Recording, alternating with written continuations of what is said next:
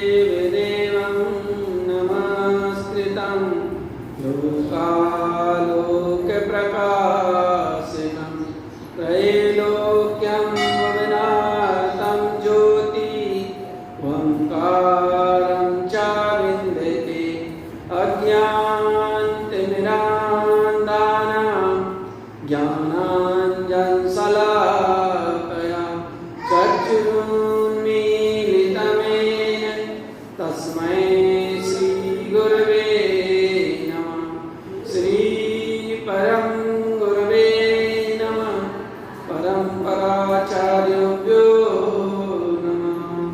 बोलिए पंचपरमेश्वरी भगवान की, 24 तीर्थंकर भगवान की, श्री गुरु तारक मंडाचार्य महाराज की, शुद्धात्म देव की, जिनवाणी मातेश्वरी की। ये आचार्य श्रीमद जिन तारक मंडाचार्य महाराज द्वारा रचित यह श्री श्रावकाचार्य ग्रंथ, जो कि गुरु महाराज ने यह ग्रंथ अवरत सम्यक दृष्टि की अपेक्षा से कहा है, लिखा है। यहाँ पर 41 नंबर की गाथा में एक गुरु महाराज सम्यक दृष्टि की कैसा होता है, उसकी क्या दशा होती है, क्योंकि ये प्रसंग शुरू किया था 34 नंबर की गाथा से और 46 नंबर तक की गाथा तक एक प्रसंग अभी चल रहा है। इसमें 41 नंबर की गाथा में क्या कह रहे हैं, ओंकारस्य ऊर्ध्वस्य ऊर्ध्व सद्भाव तिष्ठितं वं ह्रियं श्रियं वन्दे त्रिविधि अर्थ च संयुतम्। ऊर्ध्व सद्भाव तिष्ठितं, ऊर्ध्वगामी स्वभाव में लीन श्रेष्ठ ओंकारस्य ऊर्ध्वस्य श्रेष्ठ परमात्म स्वरूप शुद्धात्म तत्व, जो कि वम ह्रियम श्रियम ओंकारमयी ह्यंकारमयी श्रेयंकारमयी त्रिविध अर्थम च संयुतम, 3 अर्थ से संयुक्त है, उसकी वंदे मैं वंदना करता हूं। अब यहाँ का देखिए, जी यहाँ जो आया वम ह्रियम श्रियम, ये बीज मंत्र हैं, इनको तियर्थ कहते हैं, क्योंकि इनकी उत्पत्ति ओम ह्रीम श्रीम इनसे हुई है। 3 शब्द हैं, कौन कौन से? ओम ह्रीम श्रीम, इनसे इनकी उत्पत्ति हुई है ना। ओंकार ह्यंकार श्रेयंकार के रूप में इनको स्मरण किया जाता है। अब इसमें क्या है, जैसे ओम है, ओम से बना वम, वम से हुआ ओंकार, और ओंकार से गुरु महाराज ने लिया उत्पन्न अर्थ, और उत्पन्न अर्थ का मतलब होता है सम्यक दर्शन। आगम में से सम्यक दर्शन कहा है ना, तो सम्यक दर्शन को गुरु महाराज ने उत्पन्न अर्थ कहा है। उत्पन्न अर्थ का मतलब होता है कि शुद्धात्म अनुभूति यानी आत्मानुभूति है ना, इसको कहा उत्पन्न अर्थ, सम्यक दर्शन। और इसके बाद ह्रियम से हुआ ह्यम, और ह्यम से हुआ ह्यंकार का मतलब होता है हितकार अर्थ। आगम में इसको कहा है सम्यक ज्ञान।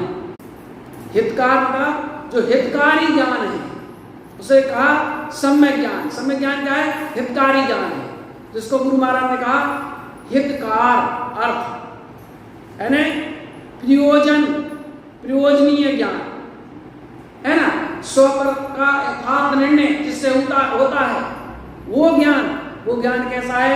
हितकारी होता है। सम्यक ज्ञान हितकारी होता है, तो गुरु महाराज ने इसको कहा है हितकार अर्थ।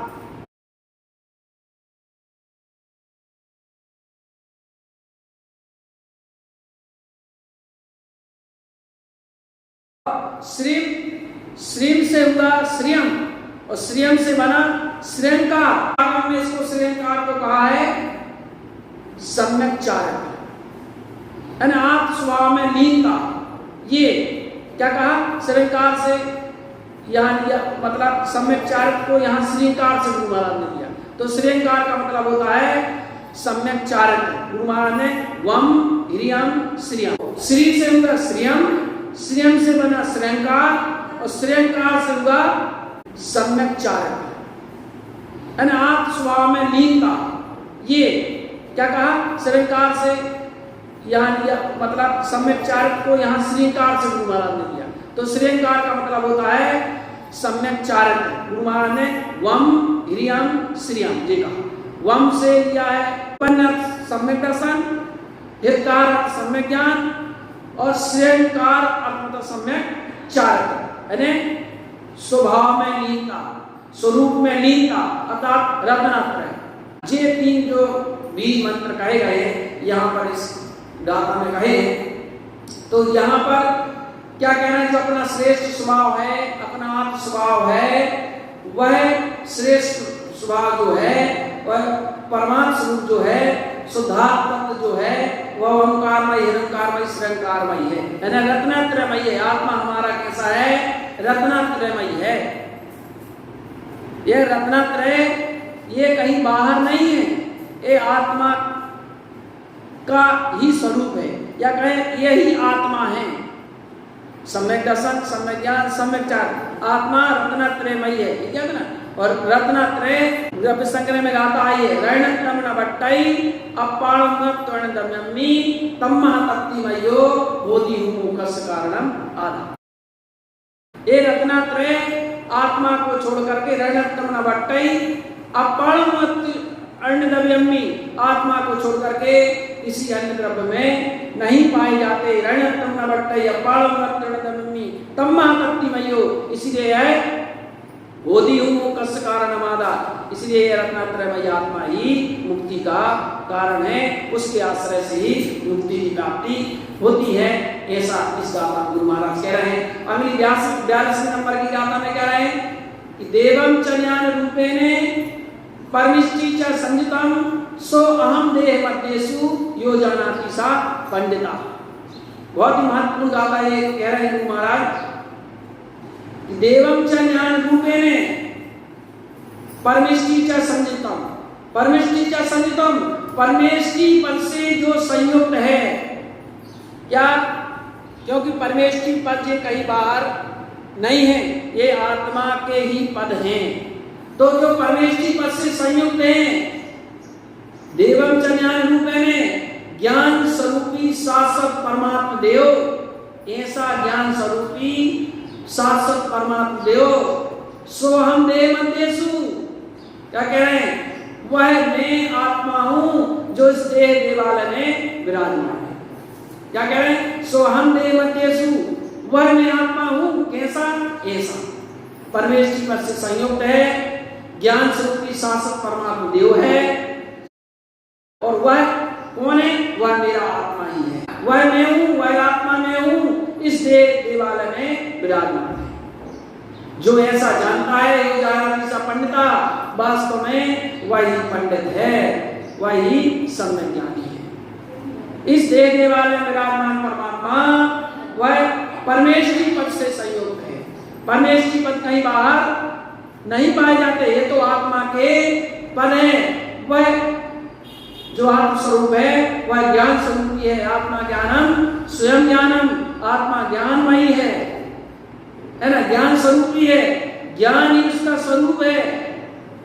आत्मा का ज्ञान ही स्वरूप है, जानना देखना ये आत्मा का गुण है, ज्ञान स्वरूप की आत्मा है। ऐसा आत्मा इस देह देवालय में विराजमान है। जो ऐसा जानता है वही वास्तव में पंडित है, ज्ञानी है। वह जानता है कि देव किसी देव देवालय में नहीं है, देव तो इस देह देवालय में ही विराजमान है। उस देव के आश्रय से ही मेरे जीवन में मुझे देवत्व पद की, परमेष्टि पद की प्राप्ति होगी।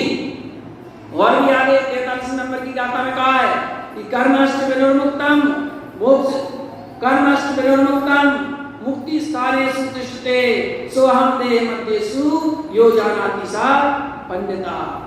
कर्मष्ट विनिर्मुक्तम, जो अष्ट कर्मों से रहित है ना, मुक्ति स्थानेषु तिष्ठते, जो अष्ट कर्मों से रहित, जो सिद्ध भगवान है ना, ठीक है, जो सिद्ध भगवान 8 कर्मों से रहते ना, अभी शाम को आया था ना अपने चक्कर में, इस सिद्ध भगवान जो है ज्ञान शरीर त्रिविध कर्म, तीनों कर्मों से रहते हैं, है ना। हाँ, द्रव्य कर्म से रहित हो गए, भाव कर्म से रहित हो गए और नो कर्म से रहित हो गए, ऐसे सिद्ध भगवान होते हैं। अष्ट कर्म विनिर्मुक्तम, अष्ट कर्मों से रहित होते हैं। मुक्ति स्थान में तिष्ठते, जो मुक्ति स्थान में तिष्ठते हैं, विराजमानते हैं, विराजते हैं। जो सिद्ध हैं वो क्या कैसे हैं? अष्ट कर्मों से रहते हैं, मुक्त स्थान में तिष्ठते हैं, अर्थात मुक्त स्थान मतलब अपने आप स्वभाव में रहते हैं। सोहम देह मध्येषु, ऐसा ही वह देव मेरे इस देह देवालय में विराजमान है। जो ऐसा जानता है वही क्या है? पंडित है, सम्यक ज्ञानी है। ठीक है भाई, जैसे वे सिद्ध है ना, ऐसा ही मैं हूं, ऐसे वे सिद्ध है, ऐसा ही मैं हूं, उनमें मुझमें कोई अंतर नहीं है, स्वभाव से तो कोई अंतर नहीं है। जो मैं हूं वह है भगवान, मैं वह हूं जो है भगवान, अंतर यही हूं बेविराग यह राग बिना, मम स्वरूप है सिद्ध समान, अमित शक्ति सुख ज्ञान, किंतु राग वश खोया ज्ञान, बना बेकारी निपट अजान। क्या करें कि जो सिद्ध भगवान है और जो मैं हूं, है ना, सो जो वो है सो मैं हूं, जो मैं हूं सो वो है। अंतर केवल इतना है, अंतर क्या? अंतर कोई ज्यादा नहीं है, अंदर से कोई अंतर नहीं है। क्या? अंदर से स्वभाव से कोई अंतर नहीं है। बाहर में केवल इतना अंतर है कि मैं राग से हूं और वो भी राग है, बस। राग मतलब मेरे में राग देश है, ये राग देश छूट जाए, छोड़ दें, चले जाएं, तो उनमें और मुझ में कोई अंतर नहीं रहे। ऐसे इस देह देवालय में यह आत्मा विराजमान है, ऐसा यहाँ पर इस गाथा में कहा जा रहा है। जैसे अपने आप स्वभाव को अपन समझे, जाने, पहचाने, क्योंकि सम्यक दृष्टि ज्ञानी ऐसे अपने आप स्वभाव को जानता, वह जानता है। और इस गाथा में और कह रहे हैं कि परमानंद सदिष्टा मुक्ति स्थानेषु तिष्ठते सोहम देह मध्येषु सर्वज्ञं शाश्वतं ध्रुवम्। परमानंद साधिष्ठा, जो परमात्मा परमानंदमय स्वरूप में लीन है और मुक्ति स्थानेषु तिष्ठते, मोक्ष में विराजते हैं। जो परमात्मा परमानंदमय स्वरूप में लीन है, अपने आप स्वभाव में लीन है, परमानंदमय स्वरूप है, वो मुक्ति स्थानेषु तिष्ठते, मोक्ष मार्ग में विराजते हैं। सो ऐसा ही परमात्मा इस देह देवालय में सोहम देह मध्येषु विराजमान है। सर्वानंद शाश्वतं ध्रुवम्, सर्वत्र स्वरूप शाश्वत तत्व भगवान आत्मा में हूँ, ऐसा आत्मा मैं स्वयं हूँ। उस आत्म स्वभाव के आश्रय से हमारे जीवन में हमें निरंतर तत्व की प्राप्ति होगी। बस 2 गाथा है इस कंटेंट। इसके बाद आत्मा के भेद देवगुरु का लक्षण आ गया, फिर यहाँ जो चर्चा अपनी प्रारंभ होगी। तो यहाँ 45 नंबर की गाथा में कह रहे हैं, दर्शन ज्ञान संयुक्तम चरणम बीजनन्त्यम मैं मूर्ति ज्ञान संसुप्तम देह देवाली तिष्ठते। क्या करें? अनंत्यम मतलब अनंत, दर्शन मतलब दर्शन, ज्ञान मतलब अनंत ज्ञान, चरणम अनंत सुख। क्या करें? अनंत दर्शन, दर्शन ज्ञान संयुक्तम चरणम बीजनन्त्यम, अनंत दर्शन, अनंत ज्ञान, अनंत सुख और अनंत वीर, है ना, से जो संयुक्तम, जो संयुक्त है, मैं मूर्ति ज्ञान संसुप्तम, ऐसा परम शुद्ध ज्ञानमय मूर्ति चैतन्य भगवान देह देवालय तिष्ठते, इस देह रूपी देवालय में स्थित है। कैसा? अनंत दर्शन, अनंत ज्ञान, अनंत शोक, अनंत वीर से संयुक्त दर्शन ज्ञान संयुक्तम चरणं झरन्त्यम से संयुक्त मैं मूर्ति ज्ञान संशुद्धम। क्या कह रहे हैं कि परम शुद्ध ज्ञानमय मूर्ति चैतन्य भगवान देह देवालय तिष्ठे, इस देह देवालय में स्थित है। ऐसा आत्मा कहीं बाहर नहीं, इस देह देवालय में ही विराजमान है। अगले 40 नंबर की गाथा में कह रहे हैं अनंत देव तिष्ठन्ते नियंकारेण शाश्वतम वम ऊर्ध्व सद्भावम निर्वाणम शाश्वतम पदम। अनंत देव है ना, अनंत देव यंकारेण शाश्वतम। क्या कह रहे हैं यंकार का शाश्वत केवल ज्ञान गुरुवान का उत्पन्न हितकार। यंकार मतलब शाश्वत केवल ज्ञान स्वभाव में तिष्ठन्ते लीन रहते हैं। वम ऊर्ध्व सद्भावम वे परमात्मा ऊर्ध्वगामी स्वभाव से निर्वाणम शाश्वत पद।